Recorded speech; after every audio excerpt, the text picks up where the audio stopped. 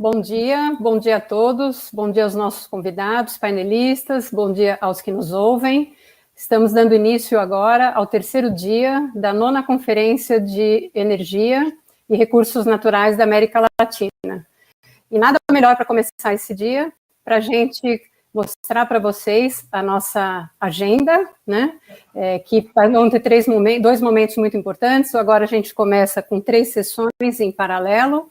Aqui vamos estar conversando há pouco, e às 11 horas começando a nossa agenda de Renewables, Chemical and Petrochemical. Então, contamos com vocês para participarem ativamente desse evento, desse nosso último dia, para brindar todos os participantes com discussões extremamente relevantes para o segmento. Muito obrigada pela participação de todos. Nós vamos começar agora com o nosso painel, né? O nosso painel, ele traz aqui convidados muito especiais, né? Nós vamos discutir nesse painel a nossa futura matriz energética da indústria automotiva nacional. Eu sou a Flávia, eu sou sócia do segmento automotivo, que junto com o Ricardo Bacelar, aqui presente comigo, que é líder do segmento automotivo na KPMG, vai conduzir essa conversa aqui com os nossos convidados. Nós vamos começar esse painel muito motivados, né, pela questão da discussão que a gente vem acompanhando, que é o tema da matriz energética automotiva, né? Esse tema ele vem ganhando uma relevância enorme, né, muito grande nas discussões estratégicas da indústria no mundo inteiro, e muito especialmente motivada pela questão da eletrificação de frotas, né? E aqui no Brasil, esse assunto ele ganha assim, uma amplitude muito grande por conta dos biocombustíveis, né? Como todos aqui sabemos, né? E a gente fala do biometano, do etanol, do GNV, biodiesel, há uma diversidade enorme, né? E alternativas de motorização, né, como os modelos híbridos que a gente tem, e mesmo o uso das células de combustível, que já é um tema que a gente vem conversando com bastante ênfase na indústria. Então, assim, nós temos um cenário, né, com alternativas que são diversas, né, com o público, e o público, naturalmente, traz também uma série de dúvidas e questões que nos motivaram bastante a criar esse painel dentro desta conferência de energia que nós estamos liderando. Então, nós estamos dando início a esse painel. Eu queria já deixar o meu pedido, né, para que vocês aproveitem ao máximo essa oportunidade, né? Estamos representados aqui por pilares importantes da nossa indústria para encaminhar suas perguntas e para que a gente possa fazer esse bate-papo da melhor maneira possível. Bacelar, eu gostaria de convidá-lo a tomar a palavra e apresentar os nossos painelistas. Obrigado, Flávia. Bom dia para toda a audiência que está nos assistindo. É um prazer estar aqui de novo com vocês, compartilhando conhecimento relevante e para a gente conduzir esse painel aqui, né, que tem assuntos tão diversificados. Eu tenho uma honra, uma felicidade incrível, né, de ter conseguido reunir aqui 3 grandes queridos e profundos conhecedores da matéria para conduzir com a gente essa discussão. Eu vou chamar aqui pela ordem alfabética, porque são todos muito queridos, o Christopher Podgorski, que é o presidente e CEO da Scania, América Latina. Christopher, muito obrigado por ter aceito o convite, estar aqui conosco. Nós temos também o Gonçalo Pereira, professor titular da Unicamp, chefe do Laboratório de Genoma e Bioenergia da Unicamp, conselheiro do Fórum Econômico Mundial de Biotecnologia. Gonçalo, também um prazer imenso de estar com você aqui. E o Leandro Siqueira, vice-presidente de Estratégia, Planejamento e Escritório Digital da Volkswagen Caminhões. Leandro, incrível poder contar com a tua presença aqui. Estamos, então, com um timaço e vamos tirar o máximo de proveito desse momento aqui juntos, né? Eu vou começar um aquecimento, uma pergunta geral para vocês 3 poderem começar o seu posicionamento em cima do tema, né? Fazendo uma pergunta simples, mas que pode ter uma resposta ampla, né? Qual é a visão de vocês a respeito justamente do tema aqui, né, da futura matriz energética da nossa indústria automotiva nacional? Eu vou começar com o Christopher, depois o Gonçalo, depois o Leandro. Com muito prazer, Bacelar, muito obrigado pelo convite, uma saudação aos companheiros de painel.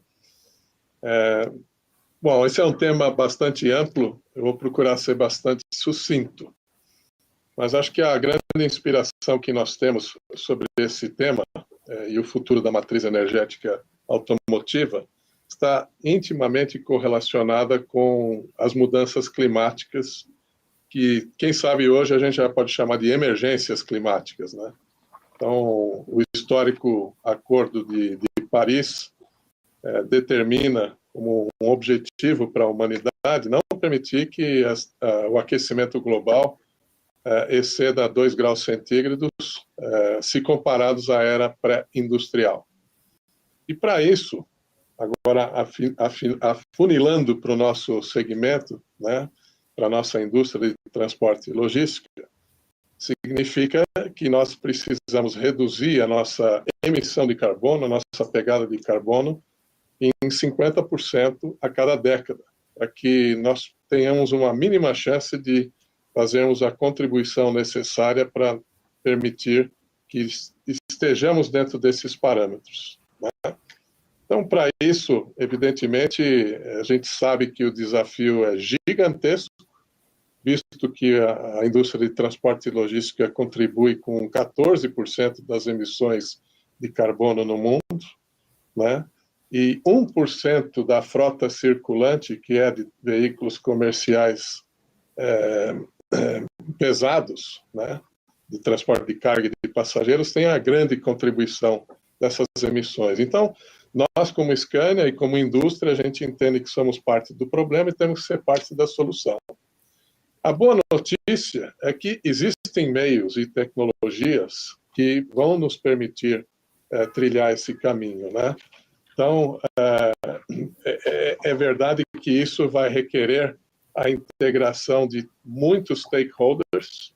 Ninguém vai conseguir isso sozinho, não vai ser uma indústria e não vai ser um produto.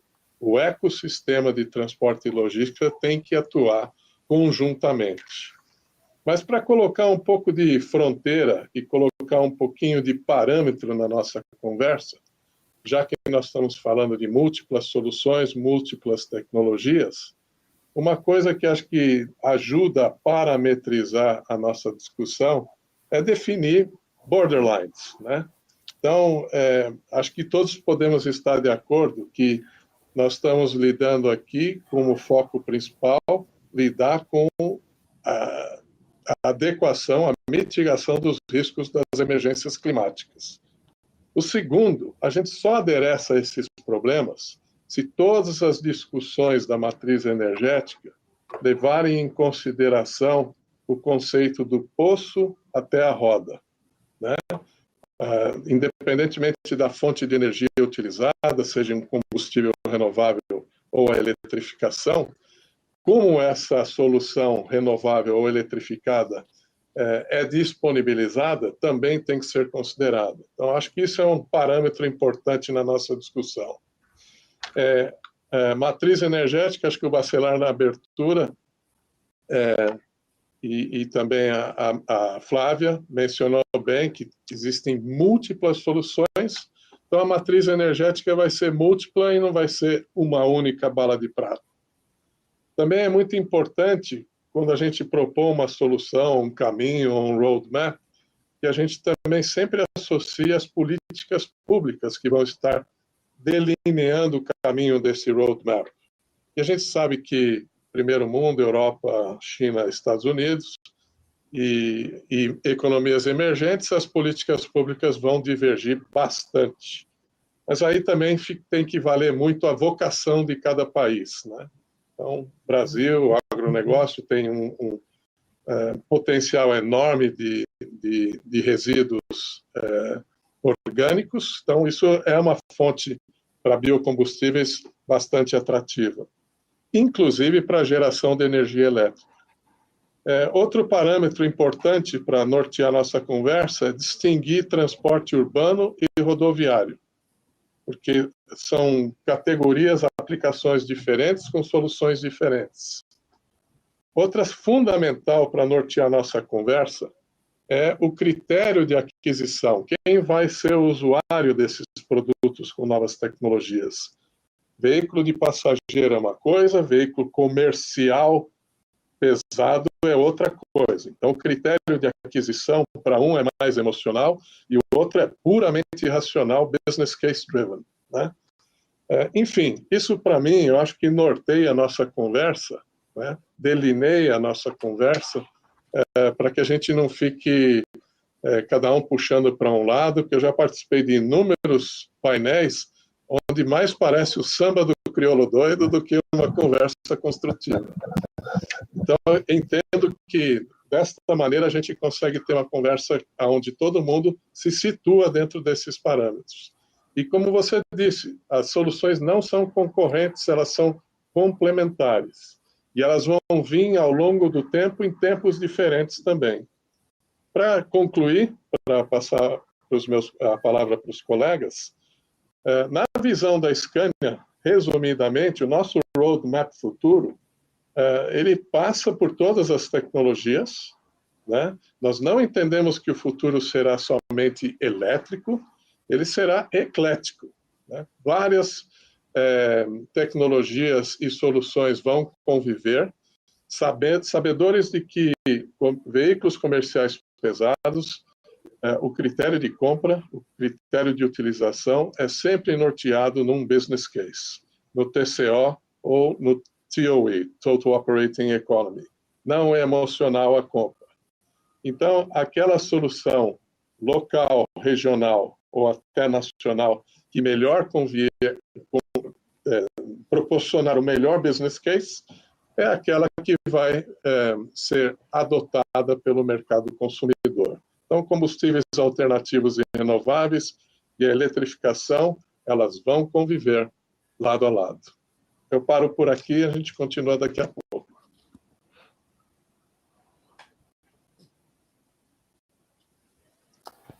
Meu amigo Gonçalo.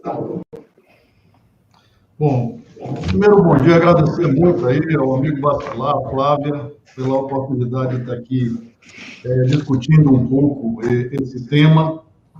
Eu concordo totalmente com o Christopher. Eu acho que a gente está vivendo um momento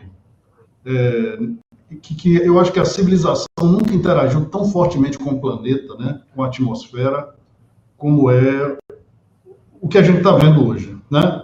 Se tem uma coisa que é democrática nesse mundo, é a concentração de CO2.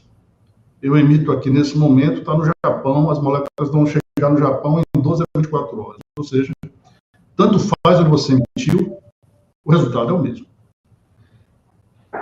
O Christopher falou uma coisa que, na minha opinião, é a chave de tudo. É a chave de tudo. Chegou o momento de começarmos a tomar decisões muito mais racionais do que emocionais. E o nome desse protocolo para tomar essas decisões é análise de ciclo de vida.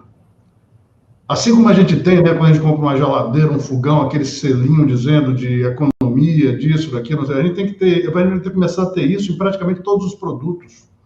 E eu iria além do poço à roda para ir do berço ao túmulo. Não existe almoço grátis, tudo tem consequência. E eu acho que um ponto fundamental é que a nossa civilização é interessante, sabe? Eu gosto muito de Einstein. Por quê? Porque Einstein é simples na complexidade. Ele fez uma fórmula dizendo que energia é igual a massa vezes a velocidade da luz ao quadrado, que diz que é tudo energia, basicamente. Então, é tudo energia, e energia é transformável, é conversível. Então, quando a gente começa a analisar tudo como energia, a gente começa a ter a possibilidade de tomar as melhores decisões. Por exemplo, a gente tem falado muito de carro elétrico, de não sei o que lá elétrico e tal, com aquela visão de que elétrico é aquele negócio que você bota o dedo na tomada e toma um choque. Meu Deus do céu, não tem nada a ver com isso. Elétrico é um movimento de elétrons, e quando você tem o Sol carregando os elétrons de uma água para enfiar no CO2, para trazer o CO2 do estado sólido, do estado gasoso ao estado sólido, né, e transformar esse estado sólido em um combustível que volta a CO2 e recicla, na minha visão, e sem ser naíve, nada disso, Na minha visão, essa é a solução. O que a gente tem, né, no Brasil? O Brasil tem uma gigantesca oportunidade. Uma oportunidade de produzir uma quantidade de biomassa imensa, e com os cérebros que nós temos no país, né, e a capacidade empresarial, a outra coisa que o Cristo falou, que também, na minha opinião, é central, a integração, né, entre os diferentes setores, nós temos condições de extrair esses elétrons da biomassa, seja biomassa transformada, como é o caso dos biocombustíveis, que nada mais é do que a transformação do estado sólido, né, para o estado líquido mais conveniente, ou mesmo gasoso. É aí que reside. Como é que eu extraio esses elétrons dessa biomassa? Porque ao fazer isso, eu duplico ou triplico a eficiência energética, e é aí que está a chave do negócio. Então, eu estou enxergando o atual momento como crítico. Eu sempre penso isso, o planeta não vai sofrer nada. O planeta não está nem aí, o planeta já viveu coisa muito pior, a gente está na fase mais suave do planeta. O problema não é esse, o problema somos nós, que vivemos muito pouco.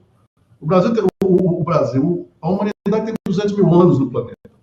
Essa confusão toda que a gente está fazendo é dos últimos 100, 150 anos. A gente está criando problemas para a nossa civilização, não para o planeta. O planeta está tranquilo. Agora, eu enxergo nessa solução da biomassa, inclusive, a forma da gente resolver o problema das migrações. Porque o problema da mudança climática é migração. A gente, muitas vezes, ainda não entende isso, sabe? O problema da mudança climática é migração. E na hora que a gente tem migração, aí tem guerra, aí tem todas as consequências. A gente levando biomassa, por exemplo, produção de biomassa para a África, a gente resolve o problema de biocombustível da Europa com a eletrificação. Esse é o mundo que eu enxergo, pessoal. É isso aí. Eu acho que a gente está vivendo uma crise e uma imensa oportunidade. Agora eu vou chamar meu amigo Leandro. Obrigado, Bacelar. Queria agradecer o seu convite e também da Flávia, né, grandes amigos, né, aí de longa caminhada nesse mundo automotivo e agora mais próximos com toda essa discussão, dessa transformação, e o Gonçalo acho que comentou isso, né, a gente nunca teve essa interação tão grande com o planeta, mas ao mesmo tempo, na nossa realidade, a gente nunca passou por uma transformação tão grande que a gente está prestes a passar, seja pelas megas tendências climáticas que estão demandando toda essa mudança, né, de matriz e de tecnologia, mas também a revolução que vem ligada a ela ou em paralelo com a digitalização e autônomos, né? Então a gente está realmente num momento excepcional, né, para estar nessa indústria e conseguir definir os rumos, né, do futuro da mobilidade e o futuro do país também, qual o papel que a gente quer como país ter nessa nova cadeia que se cria com essas novas tecnologias, né? Então, esse sempre é o meu ponto de partida quando a gente fala dessas conversas, focando agora para a questão da nossa matriz energética, né? Eu só queria relembrar alguns números que, obviamente, o Gonçalo aí tem muito mais precisão do que eu, mas é importante quando a gente fala sobre a nossa matriz energética, né, que se a gente for falar de CO2 hoje, né, o CO2 gerado pelo nosso transporte hoje, ele é uma parcela muito menor do que, por exemplo, se a gente comparar com Europa e Estados Unidos, né? Por exemplo, hoje a emissão de CO2 no Brasil vinda do transporte é 13%, enquanto Estados Unidos é 40%, Europa em torno de 40% e Estados Unidos em torno de 25%, né? E hoje, né, a nossa matriz, ela já é uma matriz bastante limpa, né? Hoje o transporte vem 23% vem de combustíveis renováveis, né? Com todos os programas que fomos pioneiros em vários deles, como o Proálcool e até a questão do biodiesel, né? Então a gente já tem um papel de protagonismo nessa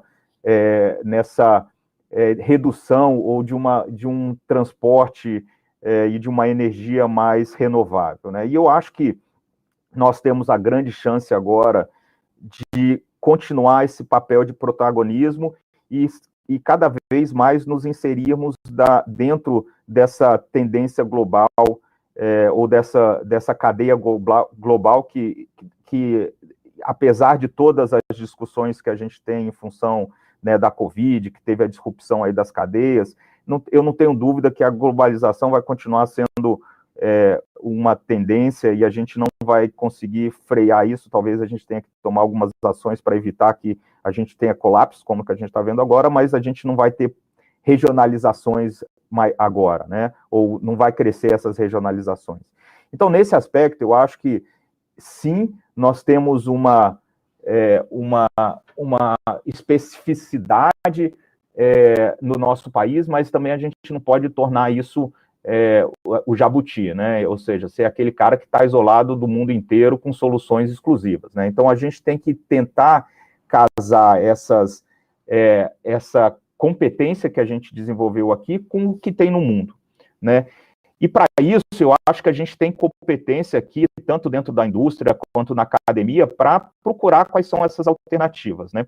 A gente sabe que, como falou o Christopher, não tem uma bala de prata, mas também a gente não pode ter investimento em todas as direções, né? Nem como empresa, nem como país, né? Para desenvolver a tecnologia e se encaixar dentro dessa cadeia global, e também o governo, que vai ter que investir em infraestrutura, né, junto com o setor privado, mas não vamos passar por ter que ter investimento e prioridades dentro do governo. Então, nós, como indústria e país, nós temos que, de alguma maneira, planejar qual é o futuro que a gente quer, dentro dessa pluralidade e eclético que o Christopher coloca tão bem, quais são aquelas que nós, como país, vamos investir, né? E eu acho que aí a gente tem um campo fértil para discutir, entendendo todas as especificidades e regionalidades, né? A gente tem um potencial muito grande com biomassa, com, eventualmente, HVO, né? A gente precisa desenvolver uma solução para aviação, e como falou o Christopher, não pode ser uma solução de um setor só, tem que ser da indústria. Temos o hidrogênio também, que a gente vai ter que descarbonizar a indústria primária, né? Então, o hidrogênio vai ter um papel grande, né? E o que eu tenho defendido muito nessas discussões e chances que a gente tem, que eu tenho e que nós, o Volkswagen, temos para expor, é que a gente precisa juntos definir um plano diretor para a gente ter uma matriz que a gente consiga o que a gente sempre defende quando está procurando montar um plano para o país, né? Ou seja, a gente tem que olhar a independência energética, tem que olhar para a segurança, né? Não podemos ter tudo base numa fonte só, não adianta achar que vai ser tudo solar, ou tudo biomassa, ou tudo, né? A gente tem que ter essa segurança. Obviamente, o custo, que talvez um dos fatores tão importantes quanto o ambiental, né? E, obviamente, entender, com base nisso, quais são aqueles que a gente vai priorizar.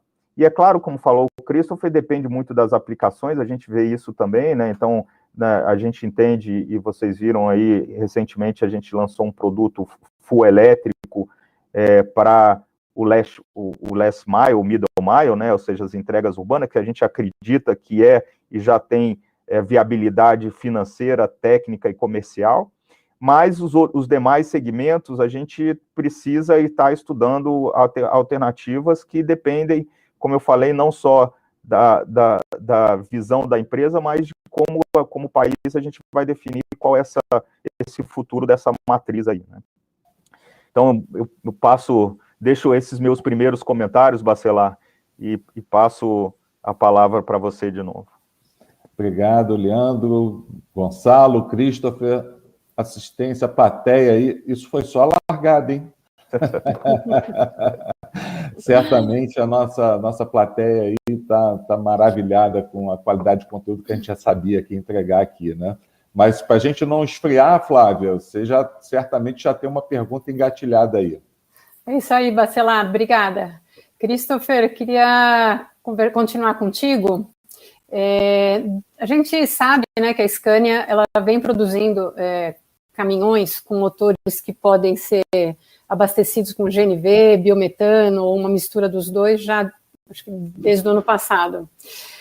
Recentemente, vocês fizeram um anúncio muito importante, um anúncio de uma parceria estratégica com a Comgás, com o objetivo de acelerar o uso de GNV nos veículos pesados no Brasil. O que você pode comentar com a gente sobre essa estratégia, né, que deu um eco, deu uma reverberação muito positiva no mercado, e os benefícios que vocês almejam entregar para o cliente e para a sociedade como um todo? Pois não. Bom, em realidade, o que nós enfrentamos é sempre entender a palavra alternativo, para começar. Alternativa ao quê? A solução que é a matriz energética vigente há 100 anos, na indústria de transporte e logística, que é a matriz fóssil, óleo diesel. A gente brinca, né? Nós somos todos ainda da geração do diesel na veia, né? Porém, quando a gente fala em algo alternativo, é alternativo a uma indústria que se desenvolveu, se aperfeiçoou, que implementou uma infraestrutura invejável, onde a engenharia aplicada também melhorou consideravelmente a eficiência energética com essa matriz energética. Então, a gente sempre tem que propor uma alternativa que contemple 3 ou 4 sempre caixinhas, né? Então, quando a gente fala de sustentabilidade, nós estamos falando de viabilidade econômica, financeira, social e ambiental. Então, iniciamos nossa conversa aqui muito mais na ambiental, mas qualquer opção alternativa tem que ticar todas essas caixinhas também. Então, nós entendemos, associando a vocação do agronegócio do país, maior produtor de proteína animal e vegetal do planeta e, consequentemente, o maior produtor de resíduo biomassa, de que combustíveis alternativos e renováveis a partir dessa biomassa é uma das matrizes que vão conseguir ticar essas 4 caixinhas.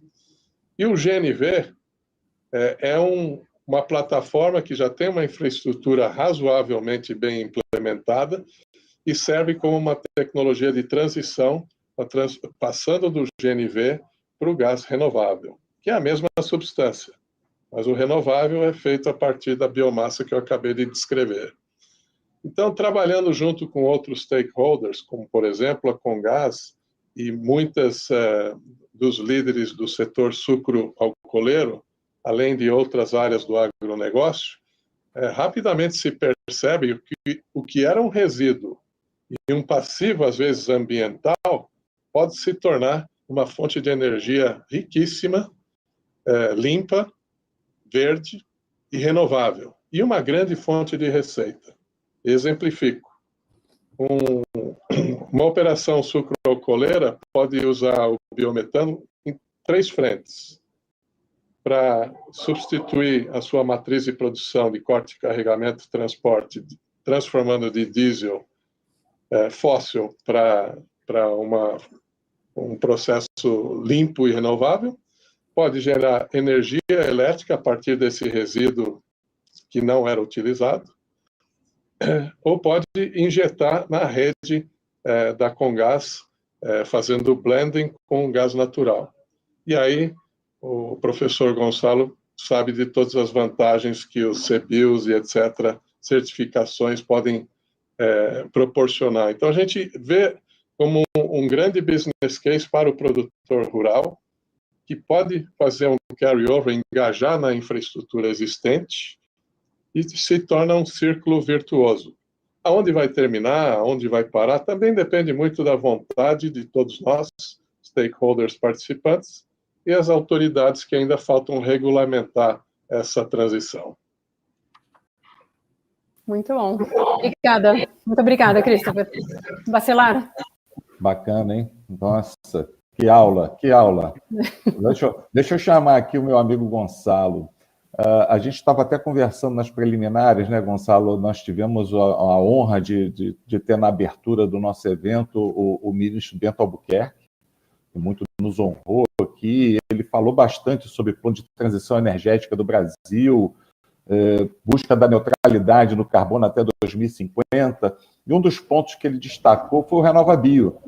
E, assim, para mim, com toda certeza, você é a referência sobre o assunto RenovaBio aqui no país, e eu queria contar aí, né, com a sua presença para alimentar o público, né, com seu ponto de vista sobre essa política, de uma maneira geral, e no seu ponto de vista também como as empresas podem extrair o máximo do potencial do RenovaBio em prol do país.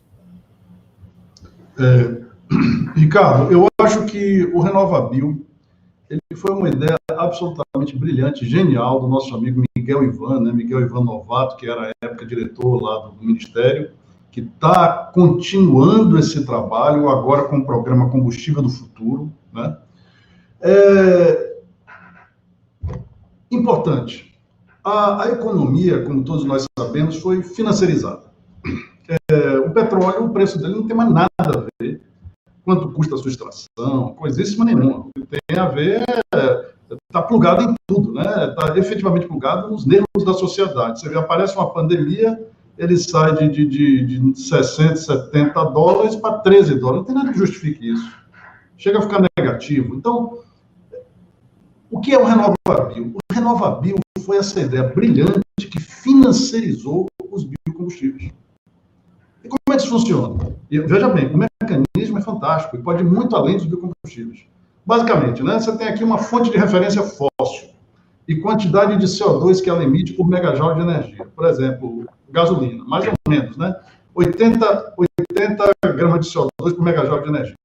Aí você vê, e o etanol? Aí você diz, depende. O etanol produzido regularmente é 25.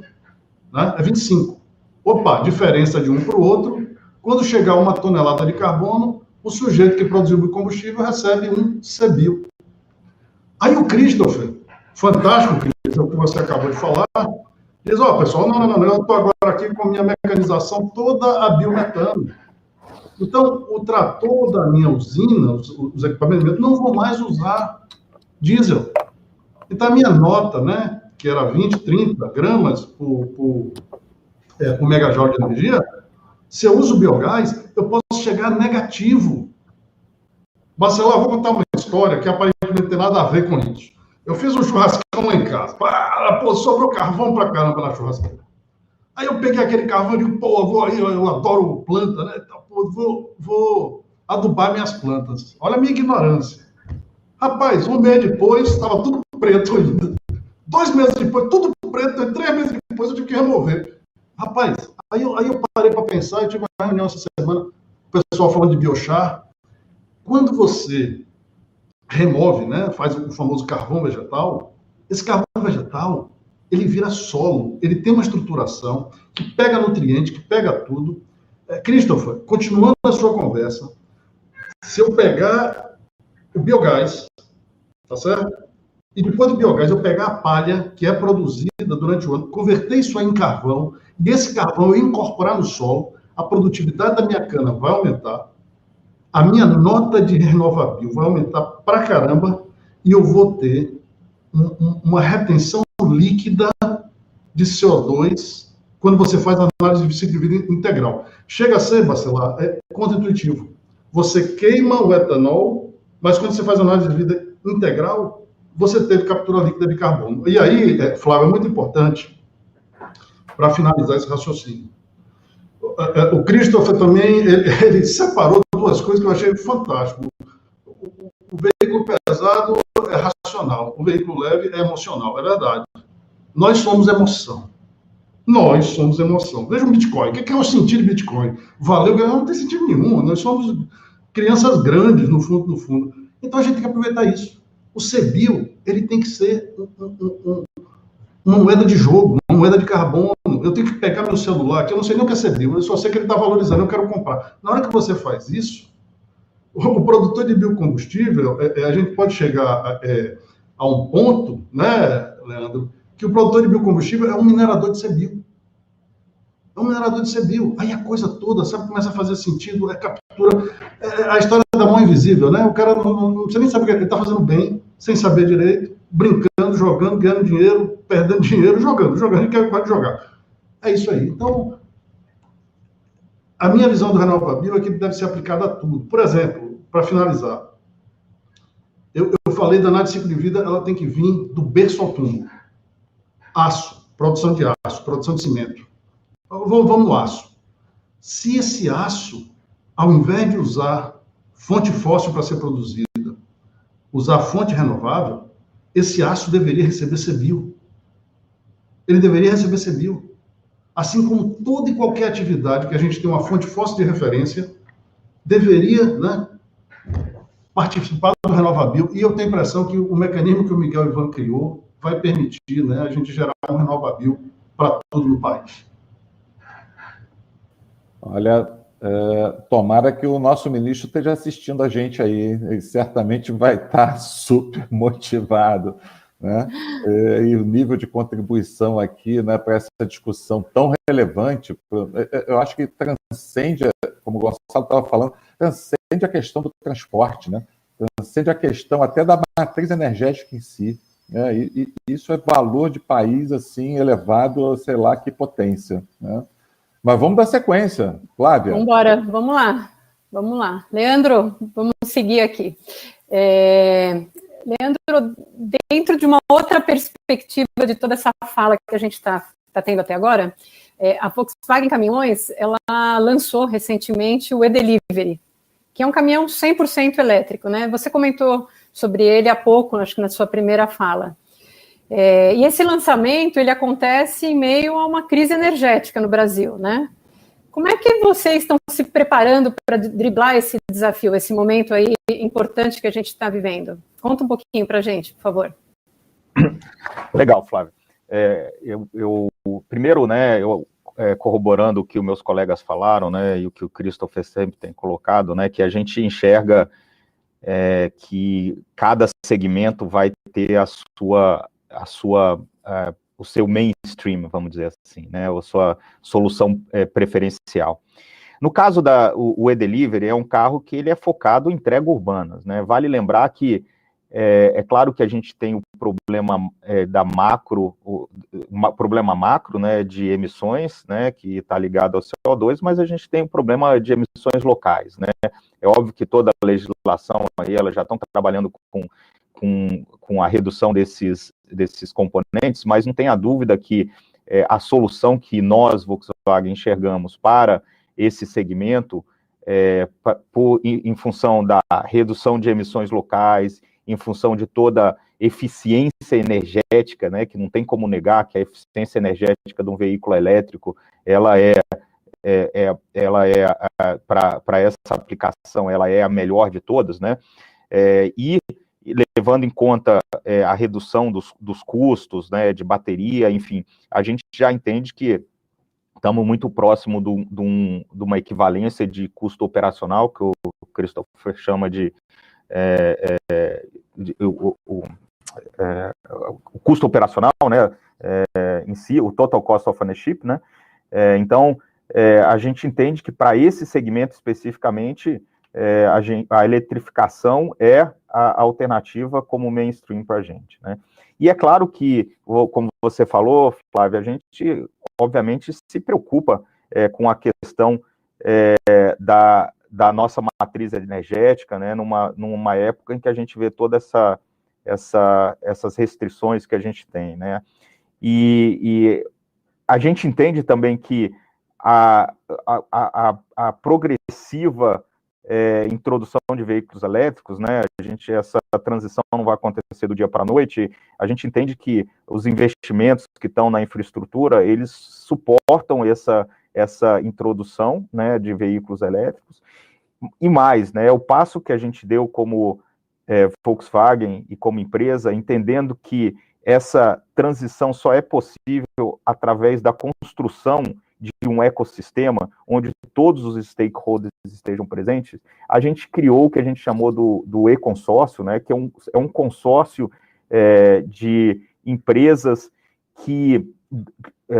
participantes desse ecossistema, ou atuantes nesse ecossistema, para tratar de todas as cadeias de valor desse desse ecossistema, né? Então, por exemplo, a gente tem parceiros para tratar o que a gente chama de cadeia de valor da bateria, né? Que é desde a produção em si da bateria, né? Indo até na busca de matérias-primas, né? E, por exemplo, né, ontem, não sei se vocês viram, mas a gente fez o anúncio de uma parceria para entender um pouquinho o uso do nióbio, né, nos cátodos de bateria. Então, a gente criou esse ecossistema para pensar desde da bateria em si até o descarte dela, a reutilização, e temos outros parceiros como a Moura e a CATL nesse consórcio que estão juntos com a gente buscando essas respostas, assim como a cadeia, o que a gente chama da cadeia do elétron. E Flávia, na cadeia do elétron, a gente se preocupou em trazer soluções de geração de energia limpa através de usinas solares, né? Então, trouxemos parceiros para esse consórcio, onde, quando o nosso cliente decide por utilizar essa alternativa, ele tem à sua disposição empresas que não só vão oferecer energia, mas vão oferecer energia limpa, com garantia de fornecimento, e que vão ajudar a colocar em pé toda essa infraestrutura de carregador, subestação. Então, dentro desse nosso consórcio, a gente traz a GD, que é uma empresa que focada em criar essas infraestrutura de geração de energia solar, como a Siemens e a ABB, que cuidam de toda essa transmissão, ou de toda essa gestão da infraestrutura e de carregamento, né? Então, a gente entende que se a gente não criar esse ecossistema, a gente não vai conseguir fazer com que a gente impulsione essa transformação, que é o que a gente tem visto aí fora também, né? Vocês veem, por exemplo, na Europa, anúncio de parceria entre competidores para criar infraestrutura, né? Então, a gente entende que aqui no Brasil a gente vai precisar passar por isso. E por isso que eu volto ao ponto de definirmos como indústria e junto com o governo quais são aqueles caminhos que a gente vai trilhar para a gente conseguir junto alavancar essa transformação que tanto se demanda, né, nos dias de hoje. Excelente, muito obrigada, viu?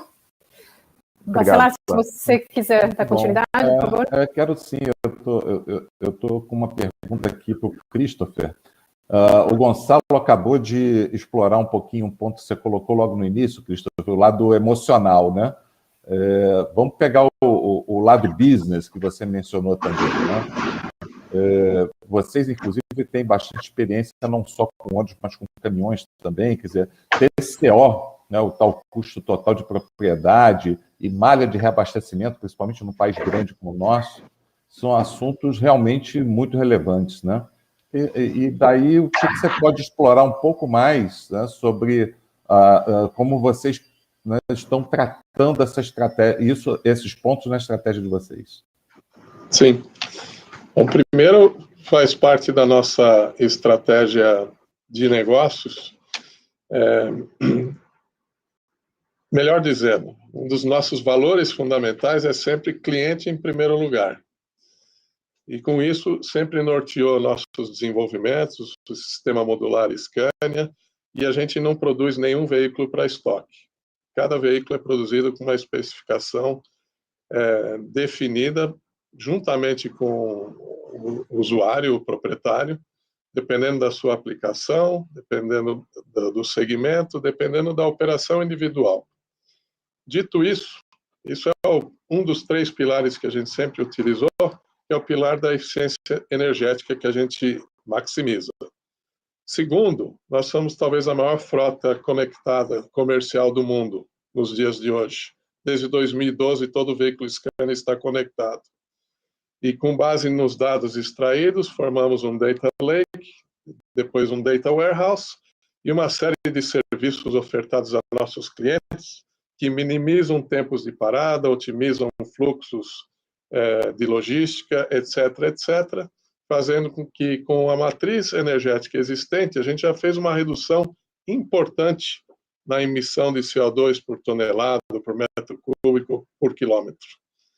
Só que agora tem um novo parâmetro. Acho que o professor Gonçalo levantou muito bem. A sociedade democratizou o tema CO2, a pegada de carbono. Então, hoje, a nossa visão de mercado é assim: a minha relação com o cliente não é só eu e o cliente, é eu, o cliente, e o cliente do cliente, que em muitos casos são empresas multinacionais e são as que estão dando maior impulso, porque estão exigindo do operador logístico soluções de mitigação e redução da pegada de carbono, né? Então, trabalhando nessa tríade e ainda anexando a viabilização de infraestrutura para soluções alternativas, aí nós criamos a figura do losango, ou como aqui dentro de casa a gente chama de diamond, onde a gente precisa ter esses 4 vértices contemplados, né? Para que outra vez a gente possa oferecer uma solução que contemple a equação econômica, financeira, a ambiental, e sem dúvida nenhuma essa ambiental também pode contemplar uma contribuição positiva social, com geração de empregos e etc.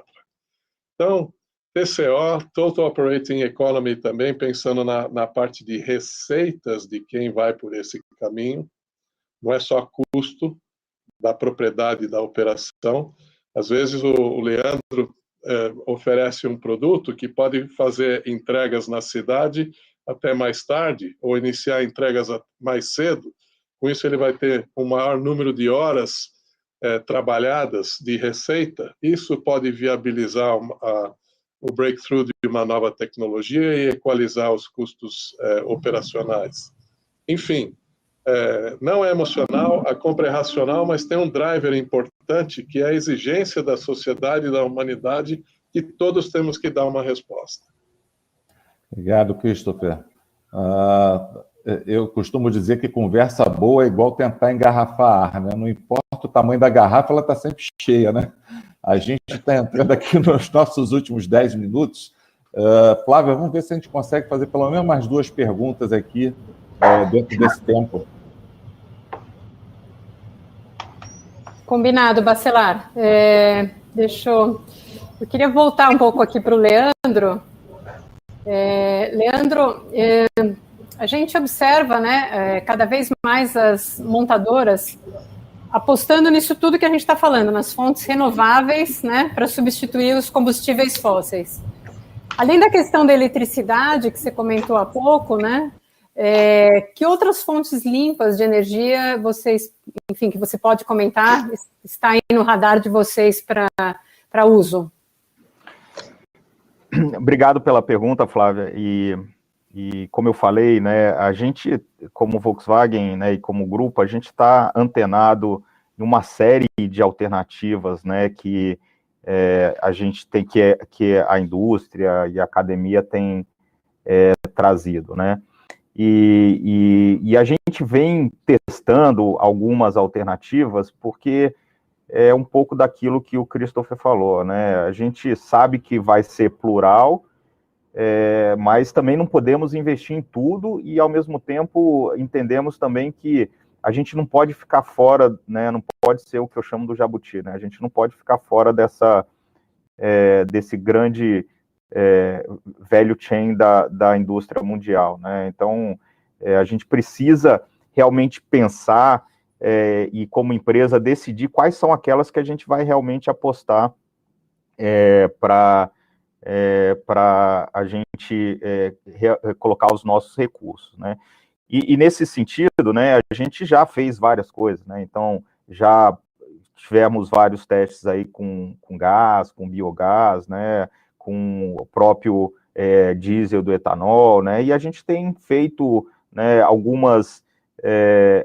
tem acompanhado, tem testado algumas dessas tecnologias. Estamos também entendendo um pouco do que significa o hidrogênio, né, nessa questão toda, né, e volta um pouquinho no ponto que eu comentei da necessidade de a gente, como país, ter uma clareza maior para que a gente possa realmente falar, olha, vamos investir pesado aqui, né? Então, a gente entende que A gente tem essa especificidade, né, no Brasil, que remete, né, à crise do petróleo, quando a gente veio com o Proálcool e a gente conseguiu desenvolver esse programa talvez único no mundo, ou mais bem sucedido no mundo, né? Então a gente tem investido em soluções aí que passam pela biomassa, que passam pelo gás, e que passam por outras alternativas que a gente possa entender que seja uma solução para o Brasil, mas que esteja inserida nesse contexto mundial e a gente não fique para fora, né? Bacana, bacana. Obrigada, Leandro. Quanta coisa bacana aqui, hein, Flávia? Puxa vida. Eu quero Podíamos ainda ter programado mais 1 hora em vacilar. Olha, como eu falei, isso ia virar rave fácil. Exato. Mas deixa eu puxar uma pergunta para o Gonçalo aqui, até sobre uma questão, Gonçalo, que assim, a gente tem conversado há tantos anos sobre isso e eu tenho assim, me sentido particularmente muito feliz e honrado de ter me envolvido sobre essa questão, que é a questão do potencial de internacionalização do etanol. Não o produto em si, né, mas a chance que a gente tem de fazer exportação de tecnologia, o que é bastante raro para nós aqui no Brasil. Normalmente a gente importa muita tecnologia, né? Nesse caso particular, a gente tem uma chance incrível. Você sabe, eu já contei da minha viagem à Índia, o que aconteceu lá, mas eu queria aproveitar, né, a tua experiência muito maior do que a minha, para apresentar para o público, né, um pouquinho sobre o que significa esse potencial, quão grande ele é e o que ele pode representar efetivamente para nós. Ricardo, eu acho que, novamente voltando ao emocional, a coisa mais importante para a gente agora é a vontade de liderar. O Brasil, eu vou estar vendo aí os executivos que a gente tem aqui, e eu quero fazer um tributo especial ao meu hoje amigo Pablo Deci. Eu brinco sempre com ele, ele é o argentino mais brasileiro que eu conheço. Ele tem uma enorme autoestima e conseguiu recentemente colocar o etanol como prioridade dentro da Volkswagen, na Volkswagen Mundial. E o que eu falei na primeira coisa, essa ideia de que a eletricidade não é o choque da tomada. A eletricidade, os elétrons estão em tudo. Eu até peguei aqui, olha aqui, uma moléculazinha do etanol. Eu não vou falar de química, que nem dá tempo. Esse cachorrinho aqui, sabe como é que a gente devia estar fazendo? Ele tem a seguinte característica, qual é a quantidade de hidrogênio, né? Esse branquinho é todo hidrogênio. E a coisa maravilhosa, tem um oxigênio no meio. Isso significa o seguinte, quando isso aqui queima, não gera particulado. Não gera particulado. É maravilhoso. Então, o problema não é a combustão, o problema é o combustível. Isso é uma fala do amigo Ricardo Abreu, que é fantástica, resume tudo. Então, Ricardo, eu acho que a gente agora está num momento extraordinário. Primeiro, o Brasil tem cerca de 190 milhões de hectares em pasto. Onde você vê pasto no Brasil, você vê cupim. Isso significa pasto degradado. Está mal utilizado. O Brasil utiliza apenas 0,5% da sua área para produzir 30 bilhões de litros de etanol, né, que o Leandro acabou de comentar e começou com o Proálcool. Uma coisa incrível. Olha, eu garanto para você, a conta é fácil. Se a gente estabelecer o etanol como uma molécula do futuro, e se nós fôssemos um país já desenvolvido, não haveria dúvida, porque é tão óbvia a solução, a gente resolve a maior parte dos problemas do mundo. Eu não estou dizendo, eu concordo, a gente tem que ajustar tudo, arrumar tudo, mas a gente está vendo várias coisas nessa direção. Por exemplo, a Índia. A Índia resolveu colocar, né, o blend de etanol. A Inglaterra acaba de falar de 10%. A solução imediata, não tenha dúvida, é o biocombustível. E aí a gente agora é não só a produção da biomassa e do biocombustível, mas também da tecnologia. A célula combustível é um low-hanging fruit que está na nossa mão. A gente tem que ser capaz de desenvolver isso, desenvolver materiais, interagir em empresa e universidade. O Rota 2030 está aí para começar, mas a gente tem que ter várias outras fontes de financiamento. Na minha opinião, tem que ser uma obsessão nacional, e eu acho que o Ministério de Minas e Energia está também nessa direção, né, com o ministro, de forma que eu enxergo que o futuro pode ser brilhante para o país, de uma forma como a gente nunca teve antes. Nunca teve antes. Agora vai depender da nossa vontade de liderar. É isso. Flávia, como eu tinha falado no início, não dá para engarrafar e deixar um pedaço da garrafa vazio, né? Vai ser uma dor no coração aqui danada terminar esse painel. mas eu queria deixar um último espaço aqui, né, em agradecimento de novo até, né, pela presença dos meus grandes amigos aqui, o Christopher, o Gonçalo, o Leandro, abrir aqui o microfone para umas últimas palavras de vocês. Eu tenho certeza que o público aqui está maravilhado com tudo que a gente entregou aqui de conteúdo altamente qualificado para eles, e então eu abro uma última rodada de mensagem final aqui para vocês, por favor. Vamos lá, Christopher. Tá no mudo. Um super agradecimento pela oportunidade. Eu costumo dizer que eu gosto sempre, apesar de ter muito cabelo branco, aprender coisas novas todos os dias. A conversa de hoje foi muito rica e também me deixou, como cidadão brasileiro, como patriota, Gonçalo, eu assino 5 vezes embaixo do que você falou. Nós temos uma oportunidade de ouro, porque a gente pode usar essa nossa vocação, né? Essa energia, essa criatividade, inovação predominante no agronegócio, né? E então esse caminho da utilização da eletricidade, que às vezes está em qualquer molécula, né? É um achado, é um excelente olhar, né? Mostra mais uma vez que não é competição e sim complementariedade aí. E, enfim, eu acho que a gente tem uma oportunidade de dar uma lição para o mundo, né? De que a gente pode e deve ter uma solução viável que tique as 4 caixinhas que eu mencionei anteriormente. Então, muito obrigado, Bacelar. Se esse é seu último evento organizado como sócio titular, foi uma apoteose. Obrigado. Isso tudo graças a vocês. Professor Gonçalo, meu querido. Meu amigo Bacelar, eu vou exatamente. Primeiro, uma honra grande, aprendi muito também. Christopher, meu cabelo não chegou nem a ficar branco, mas eu aprendi um bocado com você, com o Leandro, um prazer enorme. A Flávia, que eu conheci hoje, a nova amiga aí, pessoalmente, e o Bacelar, que é um potentado, é um sujeito que eu tenho certeza esses caras não saem nunca. Mas, Bacelar, é uma honra, né, estar aqui nesse momento com você. De verdade, eu estou emocionado e é isso. Eu acredito no país. Queria finalizar com uma imagem que eu vi também, né, na visita que eu fiz recentemente lá com o Pablo, em que ele coloca uma árvore de jabuticaba, exportando jabuticaba para o mundo. Eu acho que é isso, né? Ótimo, Gonçalo. Leandro, cabe a você aí fechar. Tá no mudo, tá no mudo.